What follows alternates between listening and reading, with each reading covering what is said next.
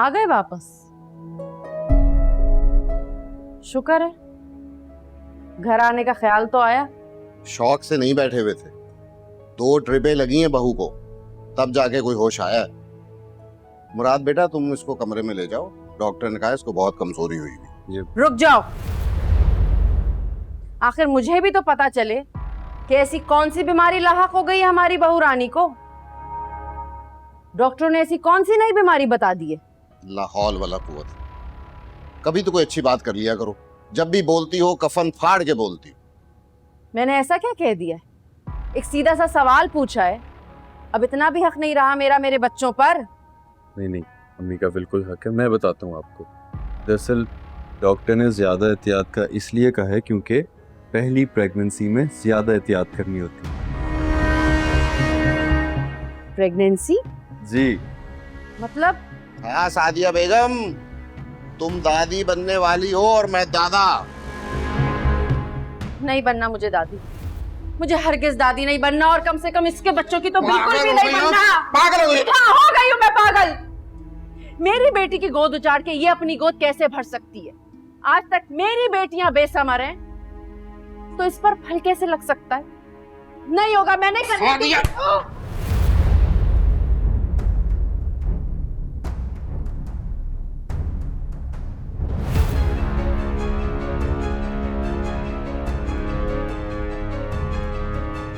तुमने मुझे थप्पड़ मारा, तुमने मुझे थप्पड़ मारा। तुमने मुझे थप्पड़ कैसे मारा?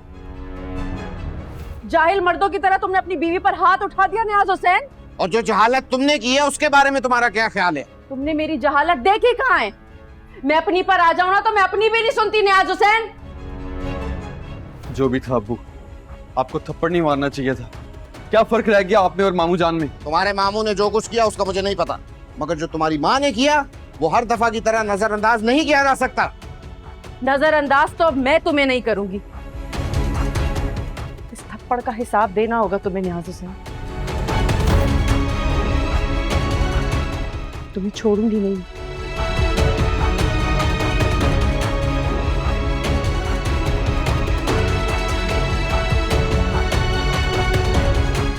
तुम जाओ बेटा, बहू को अंदर लेके जाओ। आ जाओ।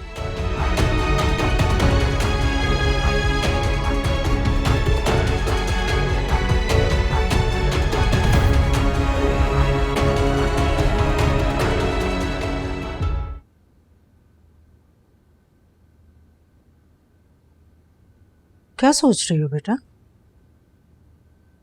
कुछ नहीं, वो बस आप ही के बारे में सोच रही थी। अच्छा, तो सोनिया के बारे में सोच रही हो? उसने तो कोई राब्ता ही नहीं किया, हालांकि खैर खैरियत मालूम करने के लिए उसे खुद कॉल करनी चाहिए थी। ठीक कह रही हैं आप, और आप ही ने कहा था कि रोज फोन करेगी, लेकिन शायद अपने केटरिंग सेंटर में बिजी हो, वक्त ना मिला हो कॉल करने का। हाँ भाई, अब वो आम सी लड़की तो रही नहीं, बिजनेस वूमेन है, और बिजनेस वूमेन के पास अब टाइम कहाँ, हम रहे वेले। लेकिन मुझे ये हैरत हो रही है कि वो इतनी मेहनत करती कैसे होंगी, बोर नहीं होती होंगी? क्योंकि जितना मैं आप ही को जानती हूँ, वो एक काम मुस्तकिल तो नहीं कर सकती, वो बहुत जल्दी बोर हो जाती है। बेटा, वक्त और हालात इंसान को बदल कर रख देते हैं, और अल्लाह ताला ने औरत में घर बनाने और घर बचाने का वादा रखा है, और ऊपर से जब शौहर मोहब्बत करने वाला हो तो औरत की जिम्मेदारी तो और बढ़ जाती है। वैसे अपनी बहन से कुछ सीखो तुम भी। ठीक कह रही हैं आप। वैसे एक बात है, तुम्हारे अब्बू ने भी तुम्हारी अम्मी से कम मोहब्बत नहीं की, वो भी अरबाज की तरह बड़े केयरिंग और मोहब्बत करने वाले थे, लेकिन सादिया ने तो खुद को नहीं बदला, शायद बदलने की कोशिश ही नहीं की उसने। यही तो हमें भी कभी समझ नहीं आया अम्मी। हमेशा से अम्मी का तो वो गुस्से वाला रवैया ही देखा है, और अब्बू हमेशा उनकी सुनते रहते थे, तो ये तो हमें भी नहीं पता, तो मैं इस बारे में आपसे क्या कहूँ। शायद सादिया को वक्त और हालात ने ना बदलने दिया। जब सादिया को शौहर की जरूरत थी तो वो परदेस जा बसा, और दूरी में तो ना मोहब्बत नजर आती है और ना केयर।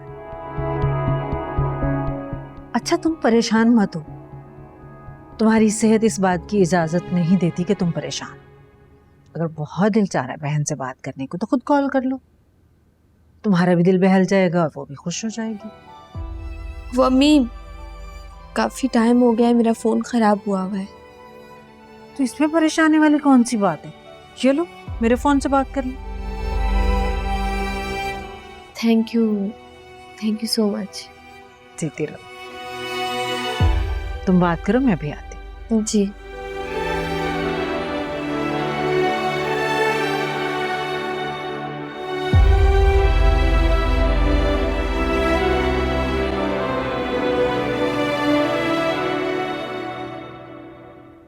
हानी, कमला प्लीज परेशान मत हो यार, तुम्हारी सेहत के लिए बिल्कुल अच्छा नहीं। कैसे परेशान नहीं हूँ मुराद? तुमने उनका रवैया देखा मेरे साथ, मुझे खौफ आने लगा यार। कमला, तुम्हें मेरे होते हुए खौफजदा होने की कोई जरूरत नहीं है। मैं हूं तुम्हारी हिफाजत के लिए। मेरे होते हुए तुम्हें या हमारे आने वाले बच्चे को कुछ भी नहीं हो सकता। I promise you that. मुझे हमारे बच्चे को कुछ नहीं होगा, मैं अपनी हिफाजत करना जानती हूँ और मुझसे मुंसलिक लोगों की भी। तो फिर तुम खौफजदा क्यों हो? मैं अपने लिए, बच्चे के लिए खौफजदा नहीं हूँ, मैं आंटी के लिए खौफजदा हूँ Murad. She is not well. क्या बातें कर रही हो तुम? आंटी बिल्कुल सेहतयाब है, बिल्कुल ठीक ठाक है।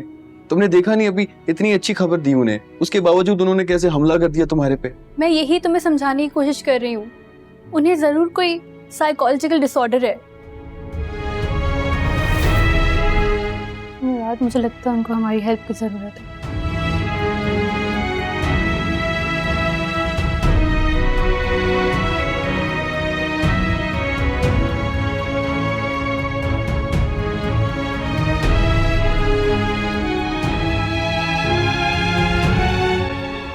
Psychological disorder.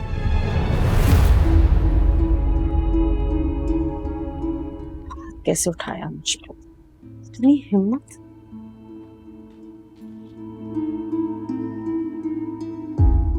ये क्या कर रही हो तुम? तुम्हें दिखाई नहीं दे रहा क्या कर रही? दिखाई दे रहा है, मगर ये मेरे कपड़े तुम क्यों निकाल रही हो अलमारी से? सिर्फ कपड़े नहीं निकाल रही, तुम्हें भी निकाल रही हूँ, इस कमरे से, इस घर से और अपनी जिंदगी से, हमेशा के लिए। क्या कह रही है? मैं क्यों निकलूं अपने घर से? अपना घर? तुम्हारा कब से हो गया ये घर? तुम तो छोड़ के जा चुके थे ना। तिनका तिनका जोड़ के मैंने आशियाना बनाया ये। इस घर पे सिर्फ मेरा हक है। और ये हक कैसे साबित करोगी तुम? कोई पागल ही यकीन करेगा इस बात पर, बल्कि जिसके सामने ये बात करोगी वो तुम्हें ही पागल कहेंगे। उठाओ ये अपना बोरिया बिस्तर और निकल जाओ यहाँ से।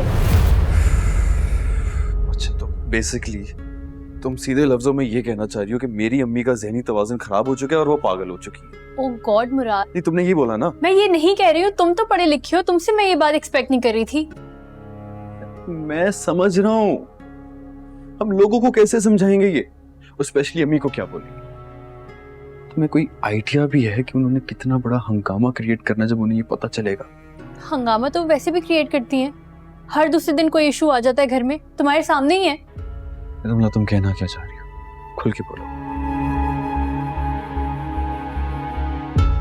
मुराद देखो, मैं तुम्हें सिर्फ इतना समझाने की कोशिश कर रही हूँ कि आंटी को मेंटल हेल्थ इश्यूज है, हमें जल्द से जल्द उन्हें किसी साइकेट्रिस्ट को दिखाना पड़ेगा। बात तो फिर वहीं आ गई ना रमला, कौन उन्हें कन्विंस करेगा इस ट्रीटमेंट के लिए? क्योंकि जैसे उन्होंने साइकेट्रिस्ट का नाम तक भी सुना ना, उन्होंने वही कहना जो भी मैं कह रहा हूँ कि वो पागल थोड़ी जो उन्हें पागलों के डॉक्टर के पास लेके जा रहे हैं। क्या हो गया मुराद, माँ है वो हमारी, उनकी सेहत और सलामती के लिए हमें उन्हें ये समझाना पड़ेगा जैसे जिस्मानी बीमारी के लिए स्पेशलिस्ट की जरूरत होती है, वैसे जहनी बीमारी के लिए साइकेट्रिस्ट की जरूरत होती है। क्या गलत है इसमें? चलो अगर मैं मान भी लूं जो तुम कह रही हो वो सही, लेकिन रमला मेरे में हिम्मत नहीं है कि मैं अपनी माँ को जाके ये सब कुछ कहूं। तुम में है हिम्मत? नहीं ना? तो किस शख्स को लेकर आए जो ये मौजज़ा करे, बताओ। मुझे लगता है एक इंसान है जो उन्हें समझा सकता है। कौन? मामू। वो ना कि उन्हें सिर्फ समझा सकते हैं बल्कि उन्हें कन्विंस भी कर सकते हैं इलाज के लिए। मामू जान, हाँ, बात तो कर सकते हैं वो,